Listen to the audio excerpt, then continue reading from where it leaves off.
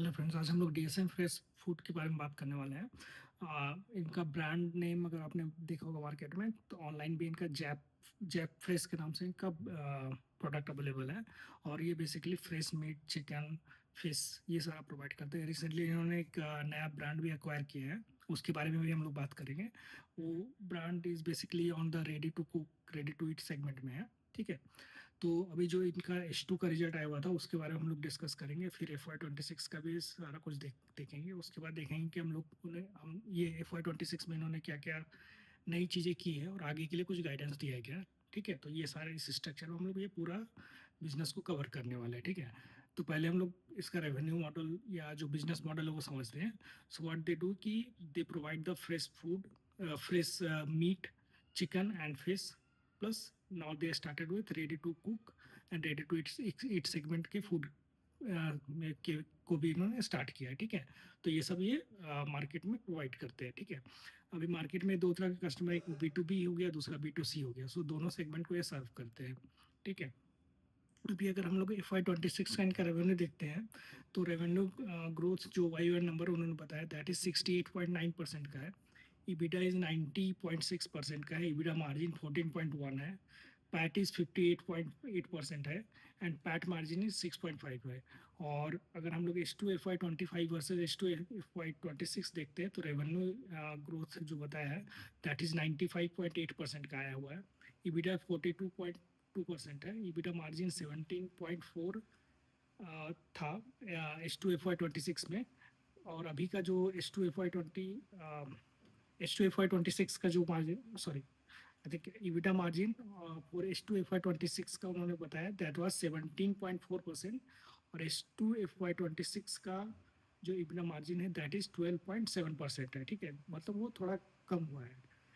PAT is H2 FY26 का PAT is 10.9% का है। पैट मार्जिन में भी थोड़ा डिग्रोथ है, मतलब H2 FY25 का पैट मार्जिन वाज 10.3% और H2 FY26 का पैट मार्जिन इज 5.8% का है। ठीक है, अभी हम लोग अगर रेवेन्यू स्प्लिट देखते हैं इनका, तो FY26 में जो टोटल रेवेन्यू आया उसमें चिकन सेगमेंट से 50% था, mutton is 23 and fish and sea food is 27। वो भी H1 में I think that was around 21% का था। और वो बढ़ के मतलब कंट्रीब्यूशन की बात करें, H1 में जो फिश सेगमेंट जो था, sea food and fish segment, उसमें 21% का रेवेन्यू आता था। वो बढ़ के H2 में 27% हो गया। मतलब उस कैटेगरी में जो सी फूड की कैटेगरी उसमें उनको अच्छा ग्रोथ मिल रहा है। देन जो उनका B2B और B2C सेगमेंट वाइज अगर हम लोग देखते हैं, तो B2B is they are getting 68% revenue split and B2C is 32%।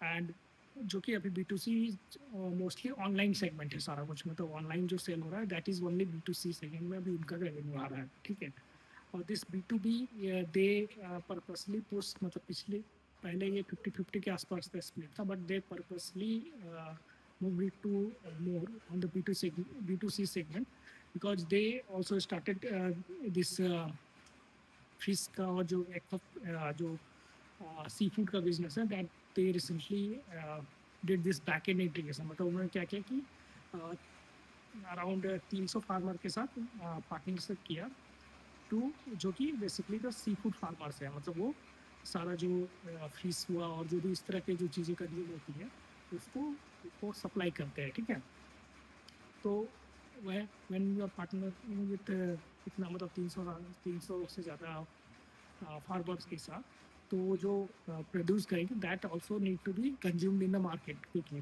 क्योंकि इस तरह की चीज़ें मतलब it does not have lot of self life, right?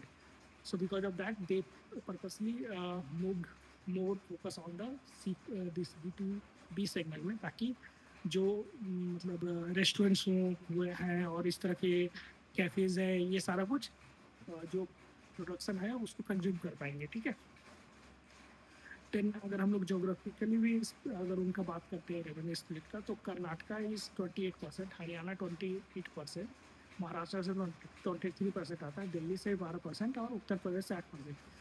Also they talk about कि अभी हम लोगों को किसी नए स्टेट में जाने, मतलब कहे किसी नए स्टेट में they don't want to expand right now again, और बिकॉज ऑफ कि व्हाट दे थिंक दैट कि करेंट जो जहाँ पर है they want the more deeper presence on those areas पहले, उसके बाद they may think about कि कुछ नए states पे expand करना है क्या, ठीक है, but the more focus is on the जहाँ पर वो already है वहाँ पर उनका focus ज़्यादा है, ठीक है.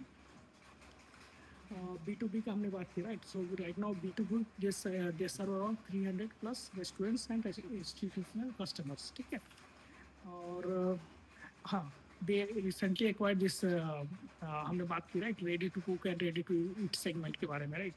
So for that one they recently acquired this Miwa Food और उसके अंदर जैसे उन्होंने वो लॉन्च किया, they got around 5,000 orders in 2 days. So the response they are getting very good for the market for that Miwa Food brand के लिए, ठीक है.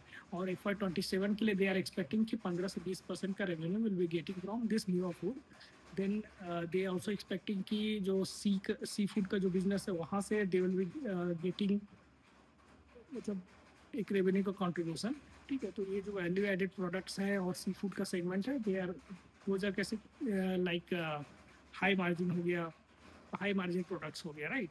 So because of all those high margin related thing, they are expecting कि they are giving actually the growth target की 70 से 80% का हम लोग रेवेन्यू करेंगे FY27 में, ठीक है.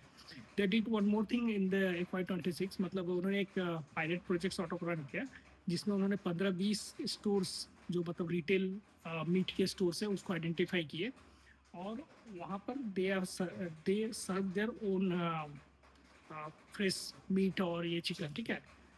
तो व्हाट हैप बिकॉज और उससे उनको उनका मतलब when they did this thing they got the good demand from the market as well. So now they are looking की मतलब 100 प्लस अभी stores they have 100 plus stores that is basically so identified and onboarded on their platform.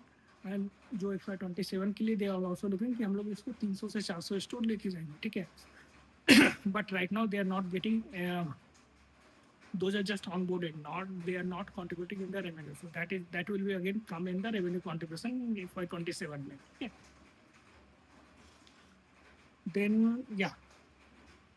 Then we also talked about कि अभी जो हमारा revenue split था that is around 68% B2B हो गया है, but going forward we wanted to 50% के आसपास ही लेके जाएंगे, ठीक है. और this store we also talked about, they also talked about कि हम लोग आगे चल के मार्जिन जो हमारा है that will also improve, मतलब 3 से 4% हमारा मार्जिन इम्प्रूव होगा नेक्स्ट 2 years के आसपास में हम लोग इम्प्रूव करने की कोशिश करेंगे, दैट दे सेट. और अगर हम लोग कंट्रीब्यूशन की बात करते हैं तो FY27 के लिए देर सेइंग कि मीवा फूड से दिस 15 से 20% का कंट्रीब्यूशन जो वहाँ से आएगा. Then fish and sea food that will be around 30-35%. Meat का जो segment that will little big grow because then the chicken will be around 40-45% के आसपास के contribution that they are expecting on the जो इंटायर रेवेन्यू आएगा उसमें से दे are expecting कि ये रेवेन्यू कंट्रीब्यूशन होगा हमारा FY27. और ओवरऑल दे आर सेइंग कि हम लोग 70 से 80% रेवेन्यू ग्रोथ करेंगे FY27 में, ठीक है. And then we also talked about कि what are the different growth drivers that they are looking right now अपने रेवेन्यू के लिए, right. Yeah, so these are motamoti all the things about DSM Foods, Jack Fresh and this Miwa food brand, ठीक है. अभी next जब भी इनका result आता है तो हम लोग इस बिजनेस के बारे में और डिस्कस करते हैं कि how they are performing in the market. Thank you.